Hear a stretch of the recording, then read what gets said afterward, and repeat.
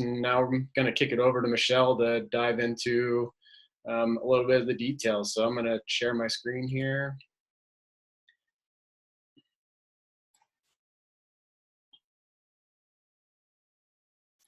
And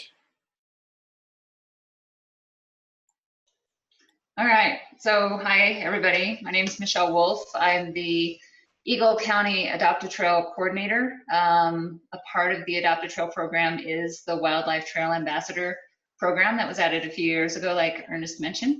We have some successful numbers that we can share with you. If you go back a few slides, Ernest. So we had last year, just so you guys understand, our program kind of functions annually starting on April 1st. So the stats are kind of unusual, but for last year, we had a total of 179 hours that were volunteered by Wildlife Trail Ambassadors, a total of 107 days. The people encountered were over 1,000. Dogs seen on the trail, open or closed, were 195. There were 8 people witnessed on trail by our ambassadors and only 1 dog seen on the trails by our ambassadors.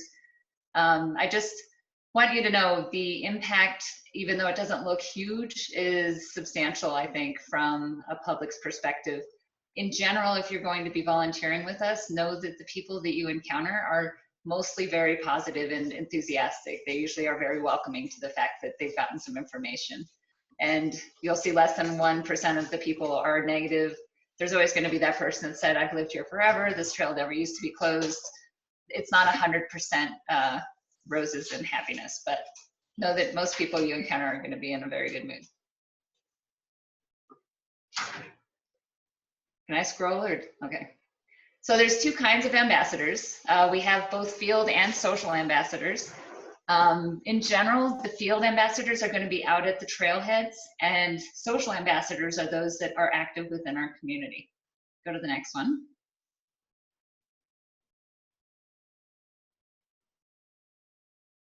Sorry, Ernest.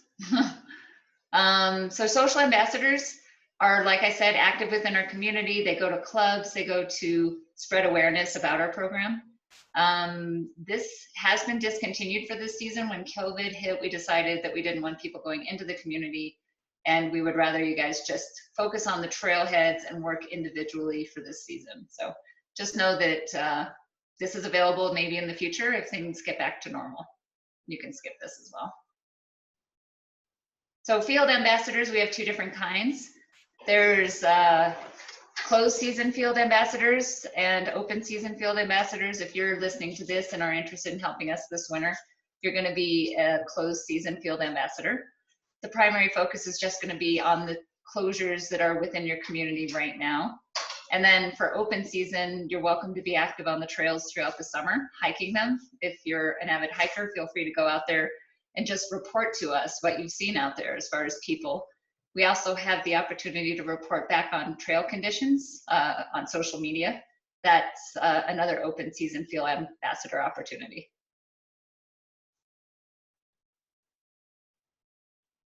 So for closed season field ambassadors, we ask that you guys are closed at the trailhead or close to the trailhead. You're welcome to be at a parking lot very close to those trails.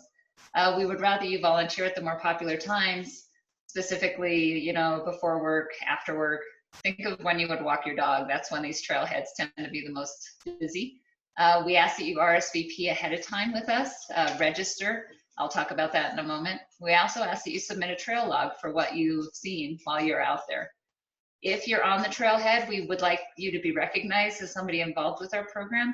If you have a vest, we'll ask you to wear a vest. And if you don't have a vest, if you're new to our program, you're going to be getting a name tag instead. And we also ask that you post a sign just to warn people what you're doing from a distance, which is the image that you see in the lower right-hand corner. And that's going to be available in a kit that we will send you if you RSVP for this season. So for participation, remember that we will take you for any amount of time. If you live at a trailhead and you're going to be walking your dog in the morning and want to hang out for a little while and just do a count, that's great. If you can only get out there once or twice a year, that's great as well. This is just a suggestion for participation. If possible, we ask maybe you get out there 10 to 15 days over the next year. if we could subdivide that, we would say 5 days in the spring closure down in Vail, 5 days at the Evercrisp, and then 5 days at whatever trails are closest to you. However, remember that any amount of participation time is greatly appreciated, so we will take you if you're willing to help us out. During the open season, we ask you to just hike the open trails, try to RSVP 24 hours in advance, submit a digital log 24 hours after your event. If you do that, just let us know what you saw, people encountered, that kind of thing. We are asking you to avoid a few trails because the Eagle Summit Wilderness Alliance is doing a very similar program to ours. Actually, ours was modeled after theirs. So there's a few trails that we don't go on, including Core Creek, Deluge, Bighorn, and these are also listed in your packet that you will be getting later. And Green Gate, I'm actually going to have Lacey talk about that in a little bit. So we're done. Your ambassador uniform, if you have been with us for the last 3 years or anything under that, you've probably gotten a vest. If you have a vest, feel free to wear it when you're out on the trail. We do like you to be recognized as something other than just a hiker. If you are not in possession of a vest, then we're going to be giving you guys name tags, which are the green US Forest Service volunteer name tags, and I will give those to you. Again, you just need to RSVP to me and let me know you're interested, and I'll make arrangements to get those to you. So the calendar is something that you'll want to look at to see if there's people that are on the trail that you're already at. It might be easier, Ernest, if we jump over to vvmta.org and we can surf the next couple of subjects.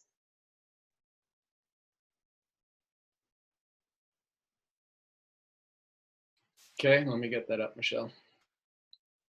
If it's easier to do it this way, I can do it this way too. Yeah, go ahead and go through the PowerPoint. Okay, so if you guys are involved with the Wildlife Trail Ambassador Program, vvmta.org is going to become your new friend because it's got everything you need to be a part of the program. If you want to find out if somebody's at your trailhead, you're going to take a look at the calendar. If you go to vvmta.org, on the top gray toolbar, you're going to see an events tab. If you click on events, you're going to have a calendar pop up. On that calendar, you're going to see blocks of information. At the top, you're going to see a little key, and you'll notice that the pink squares are going to be Wildlife Trail Ambassadors. So if you RSVP to me ahead of time, say, hey, I'm going to be out there next weekend, I'm going to create this little pink square and I'm going to stick it on the calendar. And the goal for this is we're hoping you'll work independently and not overlap with other people. So that way you can say, oh, I see that Ellen's going to be at Sun and Middle Creek at 1 o'clock. I'm going to be there too, but I'm going to wait until 3, that kind of thing. So that's where you would go to see if there's an opportunity for things to, for you to be out there. And if you can't give me an RSVP ahead of time, it's totally okay. A lot of people say, hey, I just went after work, or I wasn't expecting it. No problem. We'll still ask you to register, and we'll still ask you to send me a log after the fact. So also on VVMTA is the registration. If and when you want to go out, you do have to register with us to let us know you're going. So every time you go out, you do have to go to vvmta.org. On that top toolbar, you're going to see a tab that says Adopt a Trail. If you click on that tab and scroll down, you're going to see Wildlife Trail Ambassadors. From there, you're going to be connected to our Wildlife Trail Ambassador screen, and this is going to be the source of most of the information for you to be involved with our program. If you, bonus. So if you click on that, you're going to get our Wildlife Trail Ambassador informational page. And if you scroll to the bottom, you're going to see that there's a registration form. And on this registration form, you just answer the questions. It does auto-populate if you have done it before, so it goes very quick. So you answer the questions. A few of the questions include which trail are you on? You'll choose that from a drop-down menu. And then you might be asked if you're on a team. We have some groups that are participating together, and if that's true, you can type in your team's name there. Give us the date you're going to be out there, your time that you're going to be out there, and then you're going to get into sort of the release of liability informational forms. For this section, you will need to check each box as well as sign, and to sign, all you do is physically click and drag to make a signature on there. And then you go down, if you are signing for a minor, make sure to sign for them, anyone under the age of 18. And at the end of this, you would hit submit in the green square there. And that would send me a reservation. At that point, I would put it on the calendar, and then you would be free to go whenever you want. And then afterwards, you would come back into this same place, vvmta.org, adopt a trail, wildlife trail ambassadors, drag to the very bottom of the page, and you're going to see these two closed, or a closed trail log as well as an open trail log. You're going to click on password. You do have to have a password. This year it is Ambassador 2020. It's all lowercase and no spaces. So Ambassador 2020 will get you into the closed trail log. And then once you're in there, you have to scroll all the way back down because it's way at the bottom now in a giant green square. You would fill it in and tell me what you saw on the trail. Your name, your email, your start and end time, which trail you were on, your team, how many people did you encounter, how many, did you see tracks of any kind on the trail, and so on.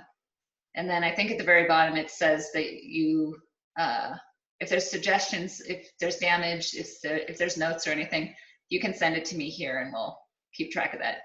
And then after that you hit submit and you should get a little green confirmation that you've done this correctly. So now you know vvmta.org is your source of all information. I wanted to point out also, Ernest, if you'll click on trails, if you guys ever need to find information about the closed trails, this is a great resource. So if you're out at the trailhead and you can't remember the closures, feel free to pop in here because scrolling down, you'll see all the closures listed, as well as maps, the maps that we'll be covering tonight. And then below that even is a list of all the open trails. And this is priceless for us because as a wildlife trail ambassador, our goal is to give people education and information. And rather than just telling someone they can't do something, we want you to tell them you can still hike or do whatever. We just want you to go to this other trail that's right around the corner. So we can close this, Ernest. We're done. We can hop back into the PowerPoint and flip through a few pages. So the registration, I think you know, the log you know, and yeah, that's pretty much it. So as far as participation this season, we're actually going to be very cautious about COVID-19. We will function anything red or below. If we are in purple, we're going to ask that you guys not be involved in the program.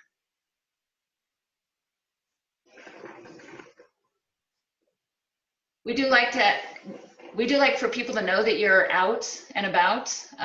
So let people know that you are going. You're welcome to check in and out with me. You don't have to. If you have a neighbor, a husband, whatever, just say, hey, I'm going out to volunteer for a little bit. Just let them know where you're going to be, how long you're planning on going. If for some reason your contact person doesn't hear from you, this page is just the steps you should do to follow up. First, call me. If not me, call Kat. If not me, if not either of us, call the sheriff. And if you can't get a hold of anybody, then just call 911. So just be safe out there and make sure someone knows you're going out.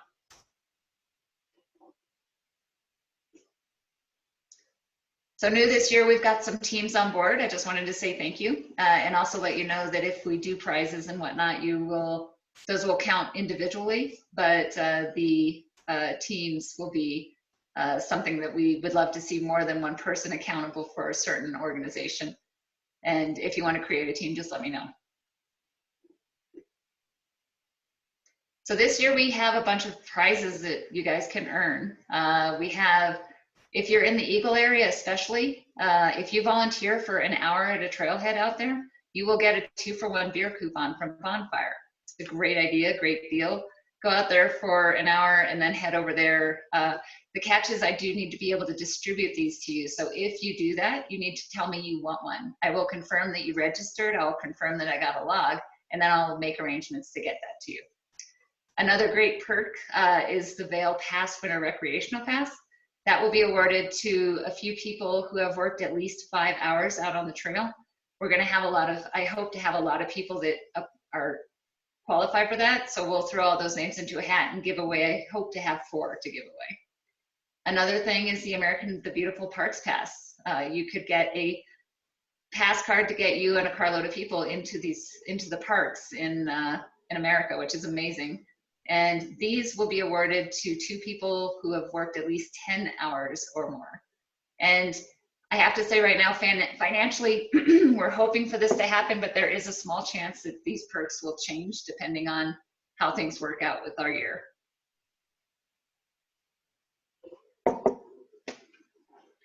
Another great perk that just was offered up this year, if you guys are familiar with Tennessee Pass on the way to Leadville, Lee Reimel owns property up there, and he has made a great offering. So for the other awards, it's a drawing possibly. 4 people will get one thing and so on. But Lee Reimel has said for every person that works 5 hours with the Wildlife Trail Ambassador program will be eligible to spend the night on his property in one of 2 locations. He has a sheep herder's wagon that sleeps 2. He has a teepee that sleeps 4. On site is a picnic area, a propane tank, gas grill, as well as a porta potty. So this is a great deal. So if you work at least 5 days on 5 separate occasions with us, you will get a night on Lee's property. We also just heard that Town of Vale is going to pitch in a s'mores kit. So they're also going to help with incentivizing you guys to get out there at least 5 days. So thank you, Lee and Town of Vale, for that great perk. Trail closures can be a little bit confusing. There's quite a few different land managers involved. In the packet, you're gonna find it a little more organized, but just know that in the spring, a lot of closures are around the Vale area. In the towns, you're gonna see a lot more closing December 15th through April 15th. And I just wanna go through some maps. And actually, Ernest, I updated a bunch, but that was earlier today. So these are some maps of the closures for the spring. Let's start on the far eastern side of our valley. So this is the Vale area in Dowd. You're going to see that the North Trail is closed in the spring, April through June. Right next to that is the Evercrisp Trail and the Whiskey Creek that feeds into it. You'll also see Two Elk is closed, but that's not until the spring as well. Evercrisp is one of our emphases for this year. It's already closed and will be closed through June 20th. So if you wanted to get involved tomorrow, you could start there. And that is one of the ones we want to have you guys out, if possible, at least 1 or 2 days, if you can. And then moving a little bit further down valley into Avon, you're gonna see the West Avon Preserve area. And that's just north of Avon on the opposite side of Beaver Creek. You're gonna see that there's a trail system area that's in the neighborhood of Wildridge. And in Wildridge, there's going to be a lot of trails that don't drop to the very bottom of the valley. And those are actually open. So those 2 trails are our backyard as well as PB&J. But the ones that do drop to the bottom of the valley are all closed. And then right next to that is Knob Hill. And Knob Hill is closer to Singletree, but that one's also closed. If you are looking for an easy volunteer opportunity and you live in these areas, feel free to park right at those trailheads. If you're in Singletree, the western side is actually right on the road. But if you wanted to go for a hike or a snowshoe, you would hike up June Creek to the gate on the eastern side of Knob Hill.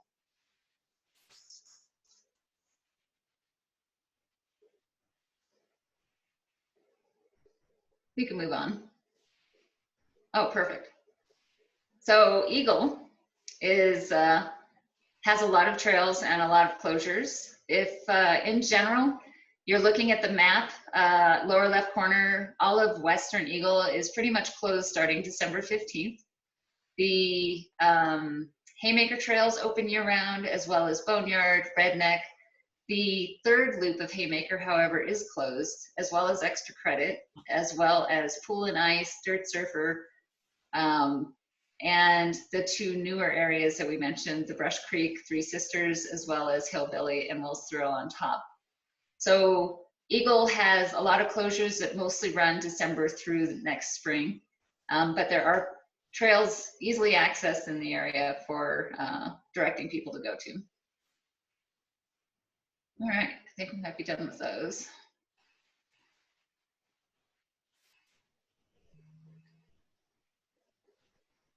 Are you able to go back to the PowerPoint? I should have sent my PowerPoint because I changed it, a lot of it this morning. Okay, so I wanted to just mention Metcalf 779. This is a different addition to our program. There's a trail above Wildridge. It's a road. It's called 779 at the very highest point in Wildridge, and it is actually open for travel, foot traffic, skiers, whatever.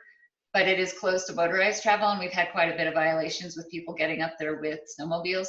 If you live in the Wildridge area, specifically closer to the trailhead itself, then we would love to have people up there.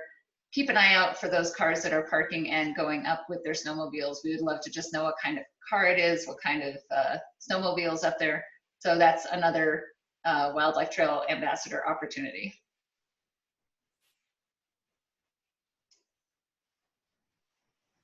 The Green Gate Trail area, I don't know, Lacey, did you want to speak about this right now? This is a new addition to our program as well. So Lacey, I'll let you just say something about this quick.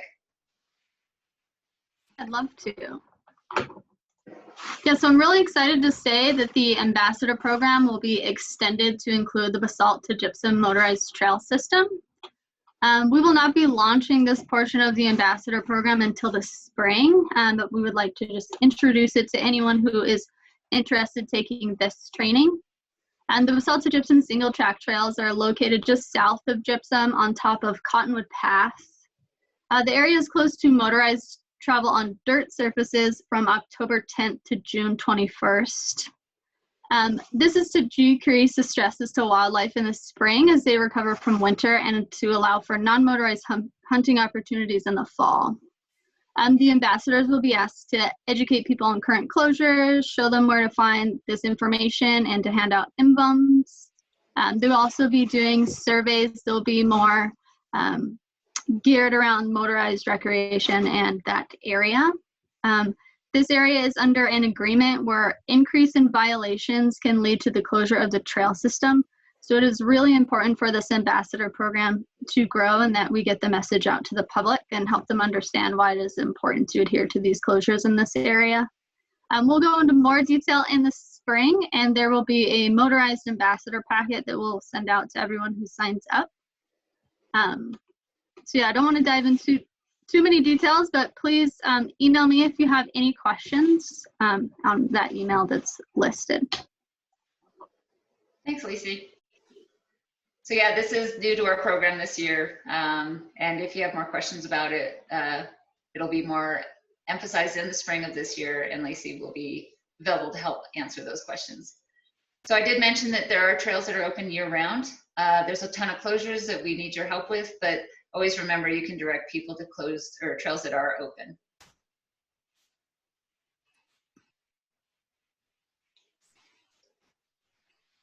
There's a few more things that are in your informational packet, including open versus closed trails, principles of leave no trace, which is something Kat is going to talk about here in a moment, antler collecting regulations, if you'd like to be educated on that for our areas, leash laws, bike access.